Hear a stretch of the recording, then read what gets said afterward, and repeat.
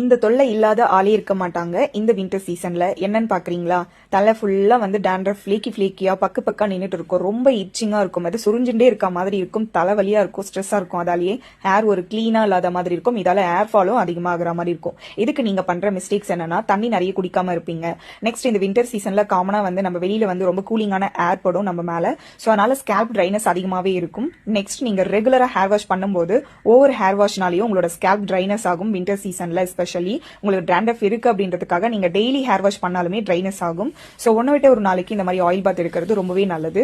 நம்ம oil use பண்ற customers இந்த மாதிரி ஆயில் நல்லா யூஸ் பண்ணிட்டு ஸ்கேல்ப் மசாஜர் இருந்தா இந்த மாதிரி வச்சு மசாஜ் பண்ணுங்க. அப்படி இல்லைன்னா உங்களோட ஃபிங்கர் வச்சு நல்லா மசாஜ் பண்ணலாம். இந்த மாதிரி மசாஜ் பண்ணும்போது உங்களோட ஸ்கேல்ப்ல பிளட் சர்க்குலேஷன் நல்லா ஃபாஸ்டா இருக்கும். இதனால டேண்ட்ரஃபும் கிளியர் ஆகும். நீங்க அப்படியே விட்டுட்டு வரீங்க அப்படின்னா அது சொரியாசிஸாவோ இல்ல எக்ஸிமாவோ இல்ல ஓவர் டேண்ட்ரஃபாவோ சேஞ்சஸ் ஆகும். ஸோ அந்த மாதிரி வராம ஸ்டாப் பண்ணணும்னா இந்த ஃபார்மேட்டை ஃபாலோ பண்ணிக்கோங்க. ஸ்கேல்ப் அண்ட் ஹேரை ஹைட்ரேஷனா வச்சுக்கிற இன்கிரீடியன்ஸ் நம்ம ஆயில் இருக்கு. அதே போல இன்னொரு மிஸ்டேக்கும் நம்ம பண்ணுவோம். பனி டைம்ல போயிட்டு நம்ம சுடுதண்ணில தான் தலையை வந்து குளிப்போம். சோ அந்த மாதிரி டைரக்டா வந்து சுடுதண்ணில தலை குளிக்கிறீங்க அப்படின்னா அந்த ஹாட் பாத்திங்னால ஸ்கேல்ப் ட்ரைனஸ் அதிகமாகும். இதனால டீஹைட்ரேஷனும் ஆகும். ஸ்கேல்ப் ட்ரைனஸ்னால டேண்ட்ரஃபும் வரும்.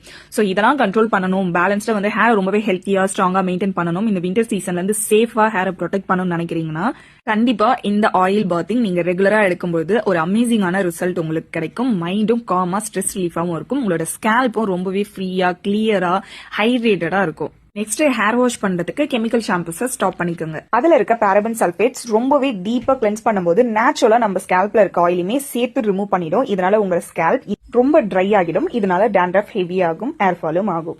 ஆயில் அப்ளை பண்றதுக்கு முன்னாடி ஸ்கேல்ப் ஃபுல்லா அவ்வளோ ஃபிளேக்கி டேண்ட்ரஃப்ஸ் இருந்தது. ஆஃப்டர் வாஷ்க்கு அப்புறம் எப்படி இருக்குன்னு பாருங்க. மைல்டு ஷாம்பு வேணும் அப்படின்னாலும் நம்ம கிட்ட ஆர்கானிக்கா இருக்கு. தேங்க்யூ.